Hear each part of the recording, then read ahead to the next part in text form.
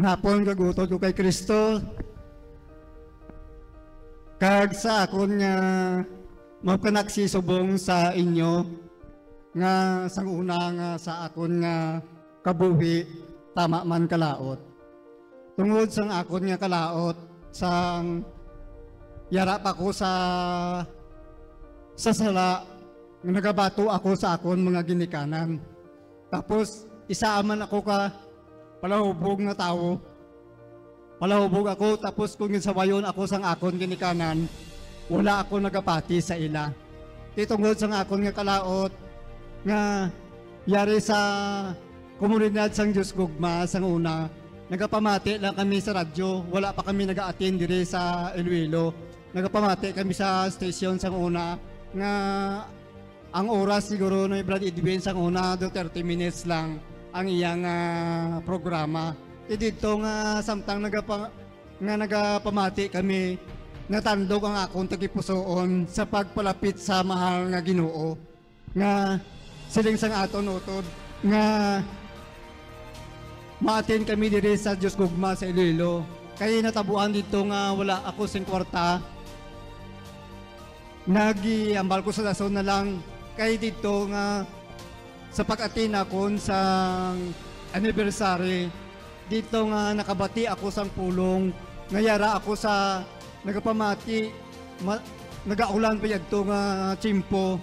Dito nga pagbayaw ko sang akon nga kamot, tapos siling ni Brad Edwin mangayo ako sa Ginoo.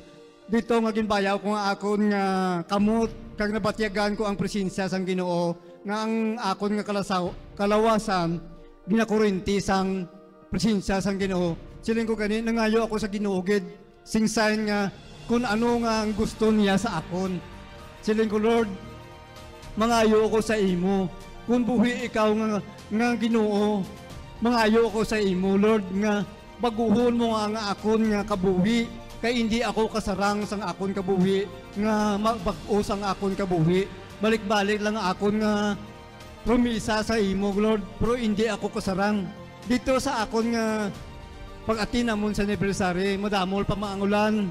Dito na ako nabatyagan gid nga ginamat-amat ako sang Ginoo sang tando nga akon tagipusoon. Kag samtang nagapauri ako sa akon panimalay nga siling ko, Lord, kung buhi ka gid, Lord, mayara pagid ako nga pangayoon sa imo.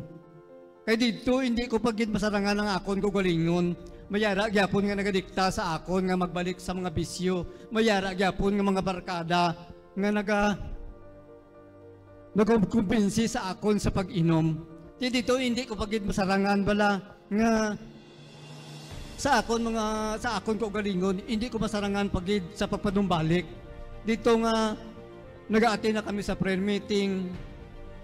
Kundi ng prayer meeting, nag-a-attend kami sa prayer meeting. Kag dito nga minatandog ako sang Ginoo, hasta nga nag-attend na kami diri sa Iloilo. Nag-attend na kami kada semana, yara na kami, nag-attend kami kung may prayer meeting nga kabilugan. Nag-attend kami dito nga sa samtang nag-attend ako, daw ginahugasan nga ginahugasan sang Ginoo ang akong tagipusoon. Dito nga sa akong kabuhi, hindi man ako total gid nga ginkuan sa Ginoo, pero ginahimulatan ko gid nga maging bag-o ako.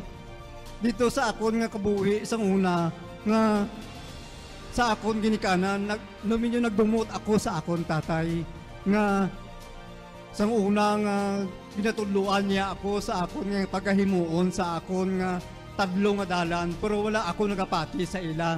Dito bala nga sang napatay siya, dito nga wala gid ako nakapangayo sing kapatawaran sa iya. Wala ako nakapaambit sila sang pagigugma sa iya, biskin sa ako nanay. Wala ako kapaambit sang akon pagigugma sa iya.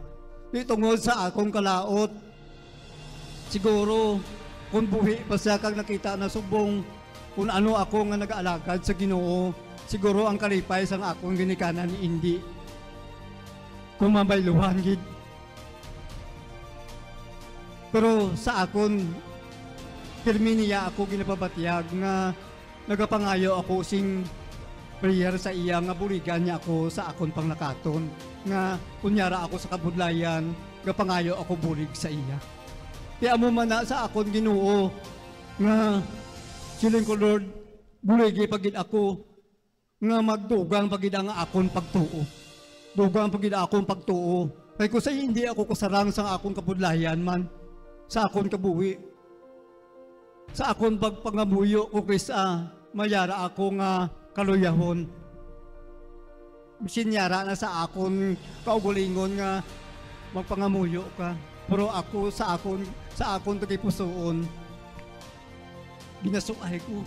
Wala ako nang kapangamuyo.